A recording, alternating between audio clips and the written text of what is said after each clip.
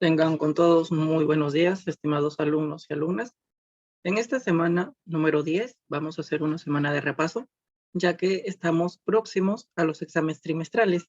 Es así que vamos a hablar del tema de la semana número 6, de la semana número 7, de la semana número 8 y de la semana número 9.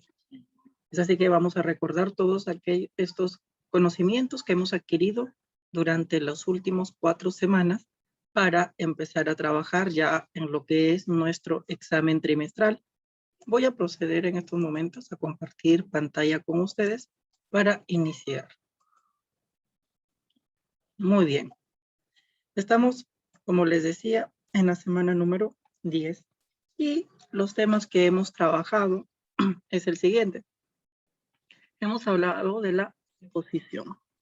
Cuando hablábamos nosotros de la preposición, recordamos que es una de las categorías gramaticales invariables que tenemos en nuestro idioma.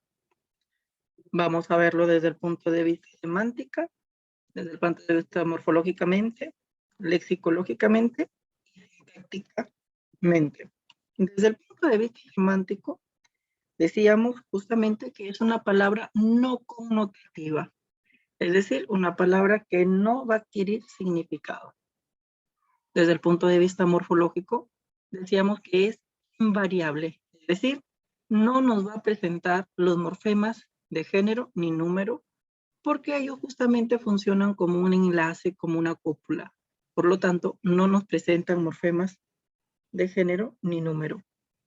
Desde el punto de vista lexicológico, es una categoría gramatical de inventario cerrado. ¿Por qué decimos que es inventario cerrado? Porque no va a adquirir significado alguno, sea cual fuere el contexto en que nosotros los utilicemos, siempre van a ser una preposición. Nunca va a significar otra cosa que no sea lo que nos indican las preposiciones. Y desde el punto de vista sintáctico, pues, es un nexo subordinante, es decir, subordina oraciones. Por eso hablamos de que es un nexo subordinante desde el punto de vista sintácticamente. Luego hemos hablado también de la clasificación que tenemos, es decir, ¿qué es lo que nos indican las preposiciones? Porque las preposiciones, en lugar a duda, podemos clasificarlas desde el punto de vista semánticamente, es decir, lo que nos indican. Tenemos las preposiciones que nos indican ubicación, por ejemplo, en, sobre, bajo, a través de, las que me indican desplazamiento, como es desde, hacia, las que me indican tiempo, por ejemplo, durante, después de haber, antes de estar, las que me indican comparación. Tenemos pues, en cambio, también las que me indican material o composición. Tenemos hecho de madera, compuesto por tubos. Las que me indican posesión, la casa de la señora, por ejemplo. Las que me indican instrumento, por medio de una herramienta, escrito a lápiz. Las que me indican agente, hecho por. Los que me indican un propósito, para conseguir, por lograr. Las que me indican causa, a causa de, por culpa. Y las que me indican referencia, por ejemplo, acerca de, en referencia a y hablando de ti. Tenemos esta clasificación semánticamente de las preposiciones, es decir, lo que nos indican, ¿cierto? Nos indican, nos dan esta indicación o significado de ubicación, desplazamiento, tiempo, comparación, material o composición, posesión, instrumento, agente, propósito, causa o referencia. Eso es lo que hablábamos. También hablábamos de las locuciones preposicionales, ¿no? De que cuando hablábamos del adverbio, es decir, un grupo de palabras que cumplen las funciones de una preposición. Es decir, dos o más palabras que cumplen las funciones de una preposición, como pueden ser encima de, debajo de, delante de, detrás de, al lado de, junto a, de acuerdo con, acerca de. Entonces, dos o más palabras que cumplen la función de una preposición. Hablábamos de las locuciones preposicionales. Después de la semana número 6, que trabajamos lo que es la preposición, En la semana número 7 hablamos de los verboides, es decir, de formas verbales no conjugadas o también, como los conocemos, de aquellas palabras que parece que fueran verbos, pero no lo son, ¿cierto? Eso es lo que hicimos. Palabras que parece que fueran verbos, pero no lo son de ninguna manera. Aquí tenemos pues a los infinitivos, a los participios y a los gerundios. A los infinitivos nosotros los conocemos también como verbos modelos. ¿Por qué los vamos a conocer como verbos modelos? Porque estos infinitivos decimos que son verbos que están en su estado natural o en su estado primitivo, es decir, no han sido conjugados. Para nosotros considerarlos un verbo, tenemos que conjugarlos. Si no los conjugamos, de ninguna manera podemos catalogarlos como verbos. Y los infinitivos, al ser los verbos modelos, por lo tanto, nos van a indicar los nombres de las acciones, de los estados, de los verbos. Por lo tanto, el infinitivo, desde el punto de vista sintáctico, va a funcionar como un sustantivo. ¿Y cómo los reconocemos a los infinitivos? Los reconocemos por sus terminaciones. Tenemos la terminación AR, la terminación ER, la terminación IR. Cada una de estas terminaciones me indica una conjugación. La terminación AR pertenece a los infinitivos de la primera conjugación, la terminación ER a los de la segunda conjugación y la terminación IR a los de la tercera conjugación. Veamos algunos ejemplos de infinitivos de la primera conjugación, como son amar, trabajar, caminar y bailar. De la segunda conjugación tenemos comer, lamer, beber y correr. De la tercera conjugación tenemos a vivir, partir, salir y exprimir.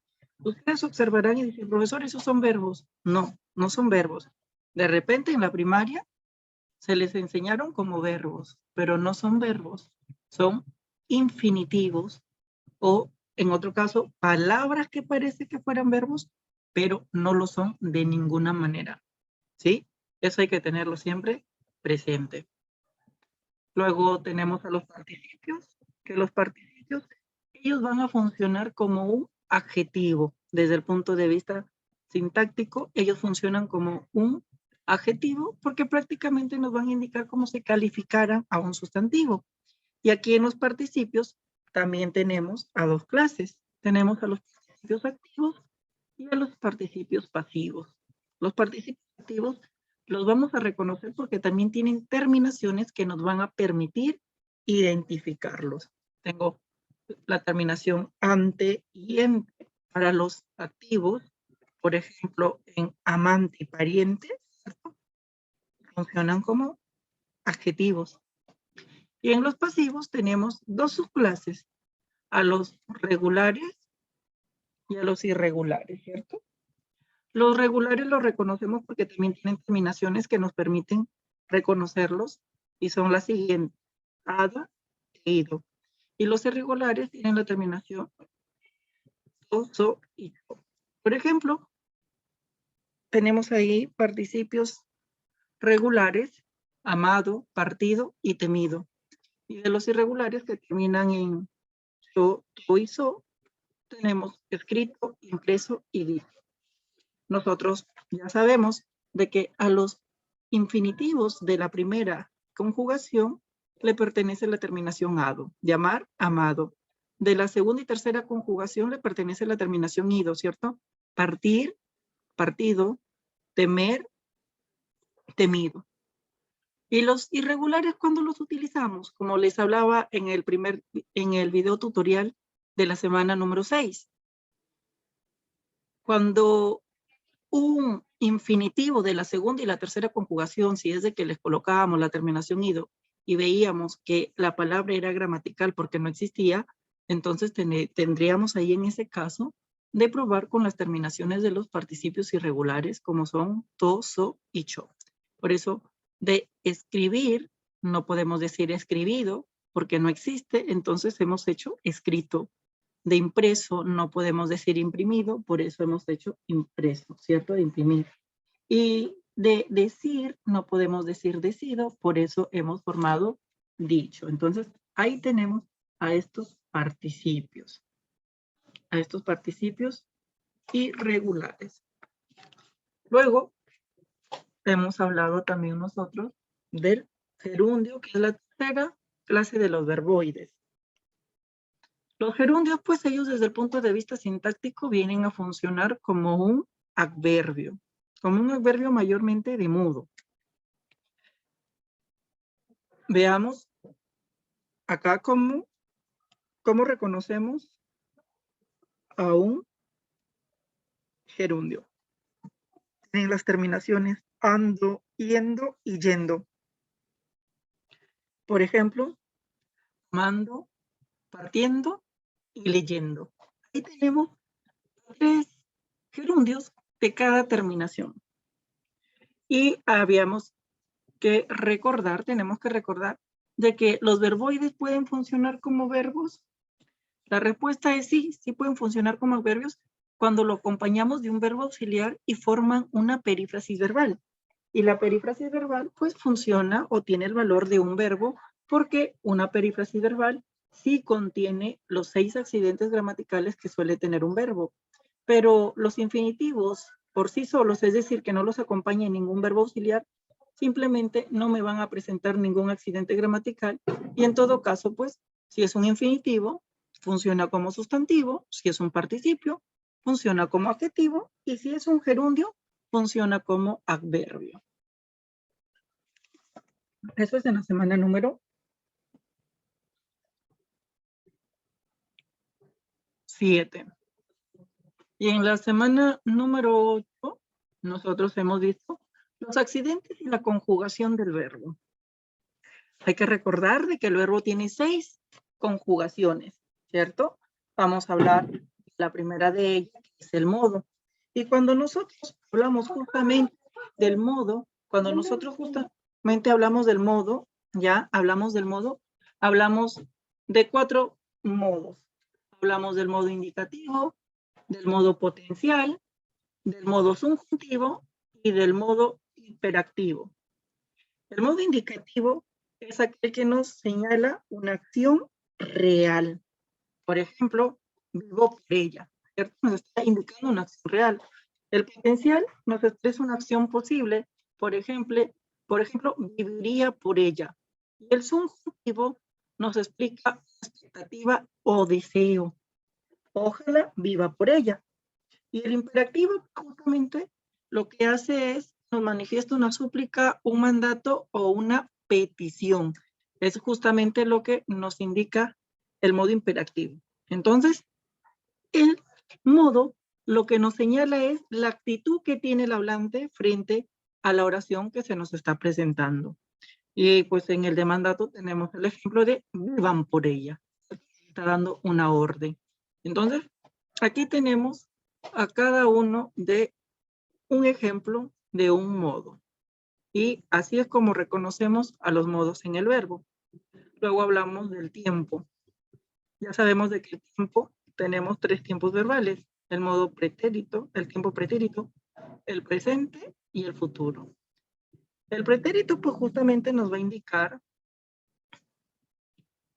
hechos que ya han ocurrido, como en el ejemplo en la oración de hice mi tarea. El presente nos indica hechos que están aconteciendo en el momento. Por ejemplo, en hago mi tarea. Y el futuro son hechos que están por ocurrir o venideros. Pero en el ejemplo, haré mi tarea. Entonces, cada una de estas oraciones y el verbo, hice mi tarea, hice me indica un tiempo que ya pasó. Hago mi tarea me indica un tiempo que está sucediendo. Y haré mi tarea un tiempo venidero que está por venir. Luego hemos visto también los otros tipos, como el número, y ya sabemos que en nuestro idioma tenemos 2 números, el número singular y el número plural. Y aquí tenemos, por ejemplo, en las 3 personas gramaticales del singular, del verbo modelo saltar, digo en primera persona salto, en segunda persona saltas, y en tercera persona salta. Y en plural, el mismo